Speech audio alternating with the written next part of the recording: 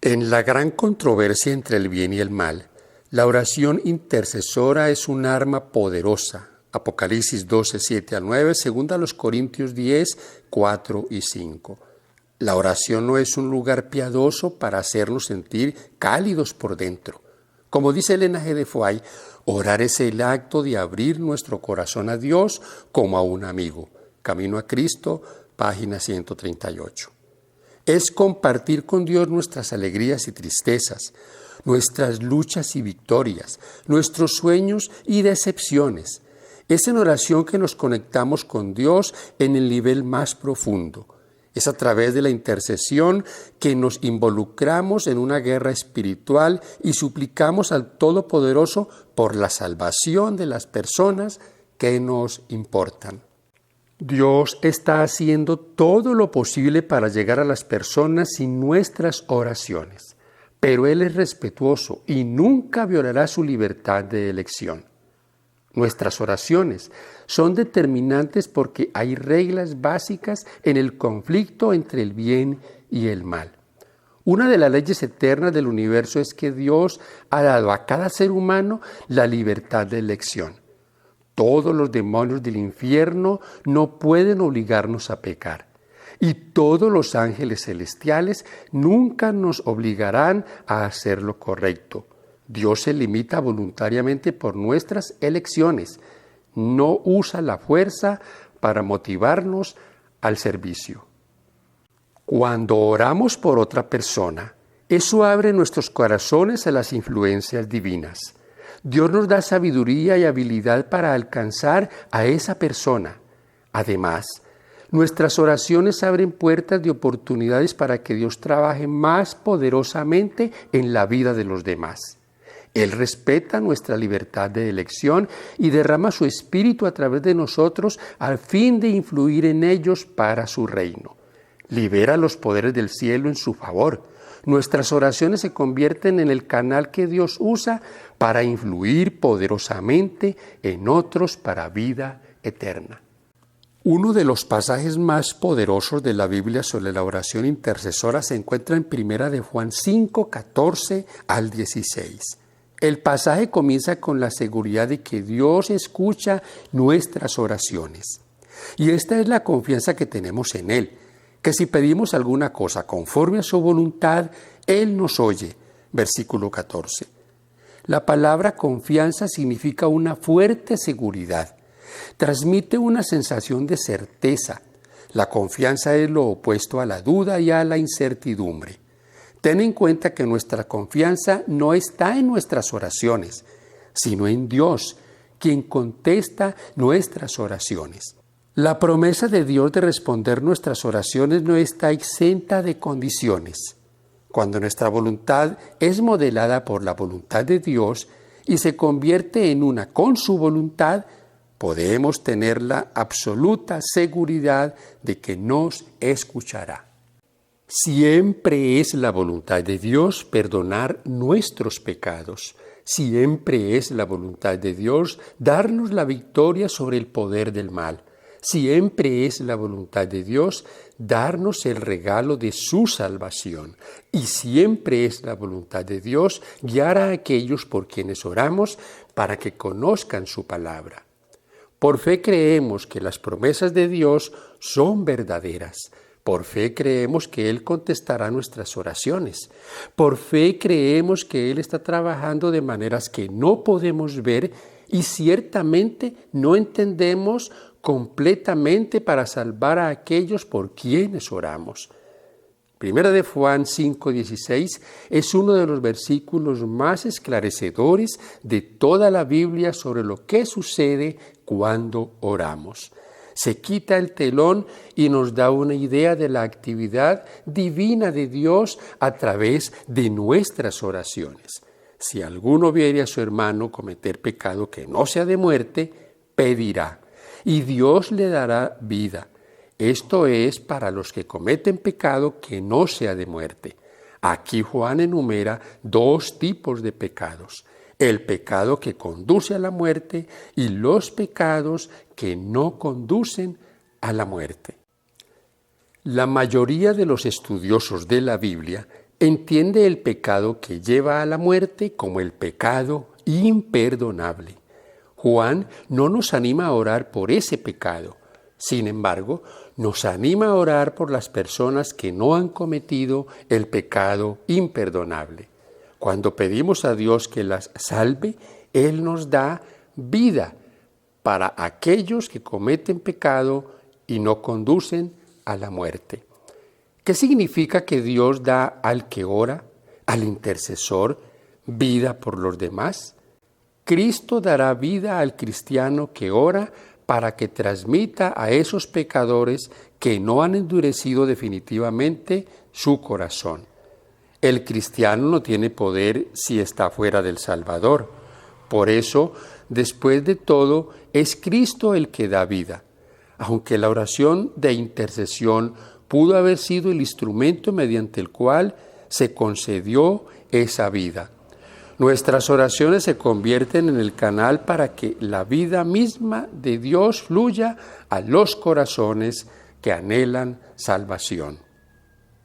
Bajo la inspiración del Espíritu Santo, Elena G. de White declara la eficacia de la oración intercesora en dos afirmaciones notables. La primera, forma parte del plan de Dios concedernos, en respuesta a la oración hecha con fe, lo que no nos daría si no se lo pidiésemos así. Conflicto de los Siglos, página 516. La segunda, los ángeles ministradores esperan junto al trono para obedecer instantáneamente el mandato de Jesucristo de contestar cada oración ofrecida con fe viva y fervorosa. Mensajes Selectos, tomo 2, página 471. A medida que nuestras oraciones ascienden al trono de Dios, Jesús encarga a los ángeles celestiales que desciendan instantáneamente a la tierra. Les da poder para vencer a las fuerzas del infierno que luchan por la mente del individuo, por el que estamos intercediendo. El individuo tiene la libertad de elegir a Cristo o a Satanás. Nuestras oraciones no fuerzan ni manipulan la voluntad.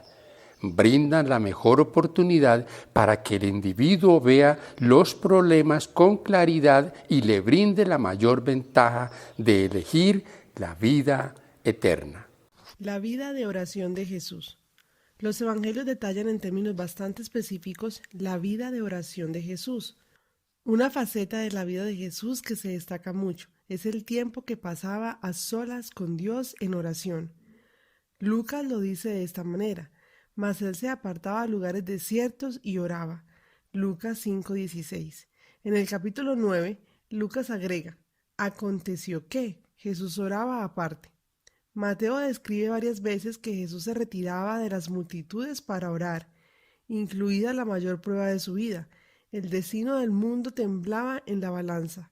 Jesús suplicó a Dios en el Getsemaní la fuerza para enfrentar el enorme desafío que se avecinaba.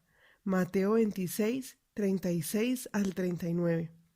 El Evangelio de Marcos comienza con una descripción precisa de la vida de oración de Jesús.